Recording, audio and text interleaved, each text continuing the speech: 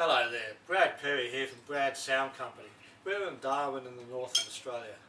Now, this is our 5th year in business and we've been relying primarily on our PV equipment.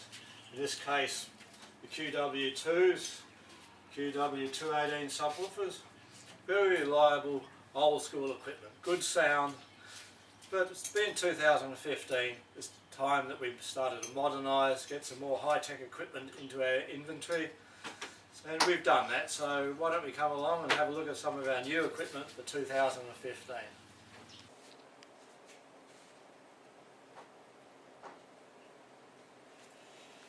Okay, so this is our brand new QSC KW series. Each speaker 1000 watts, self-powered, 12-inch woofer here with a 75-degree conical horn. Down here the K subs. Each sub has two 12-inch woofers. They go down to around 46 Hz and thump quite well. We'll have a look at the back of the loudspeakers now. As you can see, very extensive connectivity. You can plug in microphones, line level from your mixer, even RCA in. So for small acoustic gigs, DJ gigs, there's no need to use a mixer. You can go straight into the back of the loudspeaker. As I say, self-powered, 1000 watts, subwoofers 1000 watts. Quite a good system for gigs with about 100, 200 people. Pristine sound and very good quality system, QSC. Okay, now we'll have a look at the Sennheiser Wireless system. This system runs on the 1800 MHz band, which is a frequency set aside specifically for wireless microphones here in Australia, and that virtually eliminates the possibility of interference from outside sources. So the microphone itself, it uses 945 capsules. They're super cardioid and very good quality, suit all singing voices. So we'll have a look now at the receiving setup. As you can see, each receiver has a full bank of information. I'm using the yellow one here. You can see the input coming in there. You can see the battery level. That shows exactly the same battery level which is in each microphone. And we can, if we need to, we've got up to 1500 different frequencies available in the 1800 MHz range. One pair of antenna does the four wireless receivers due to the Sennheiser splitter system up here. We found the system very effective over very long distances. Last week we had these mics up to 100 metres from the desk and they were still working great on a big Mother's Day fun run. Alright, now we're going to move on to the Soundcraft console.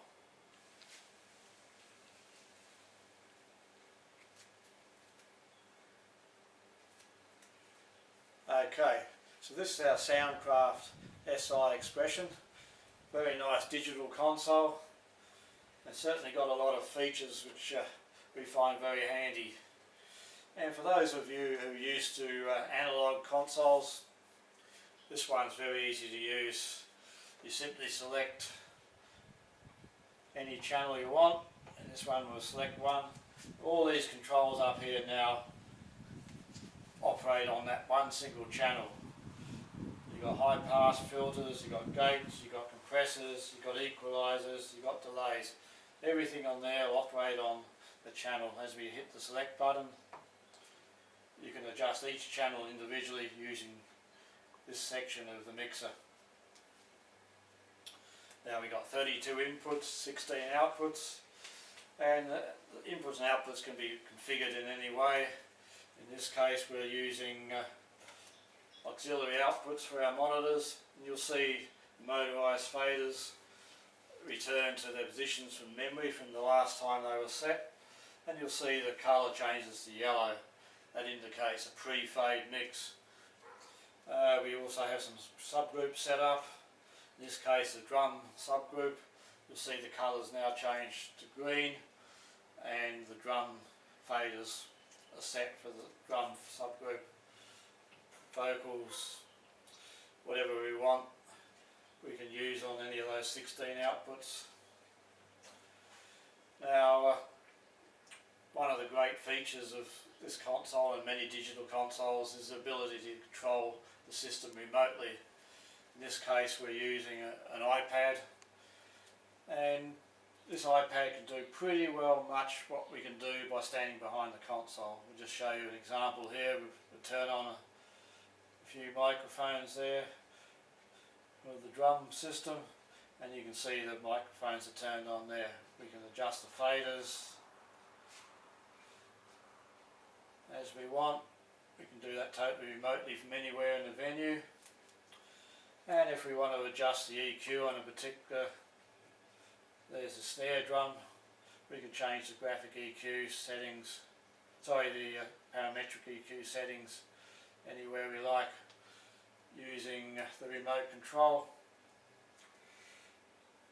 And we can go back and we can go to the mixers, for example.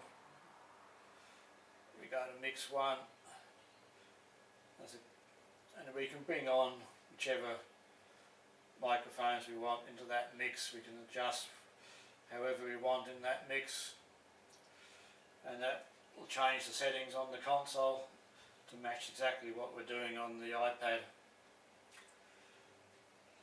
So there we go. Very handy piece of equipment.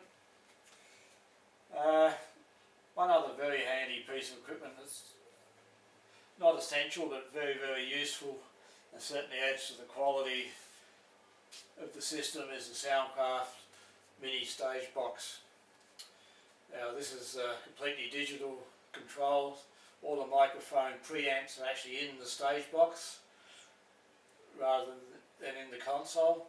Instead of having a 32 channel input, 8 channel output, heavy duty multi-core, the whole system operates off a single Ethernet cable, just the same cable as you use to plug into your computer. In this case we run a 50 metre, you can run 100 metres, whatever you need, and that's just a single cable from the stage to the mixer. And as I say, the preamps are built into the system.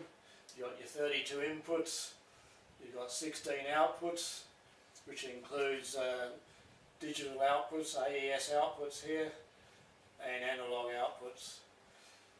And we found that a great advantage in the ease of setting up and the quality you get from these preamps through this very nice digital desk is first class. So we won't go right into the technical details of this system. There are other videos on the internet which will cover exact details of the operation.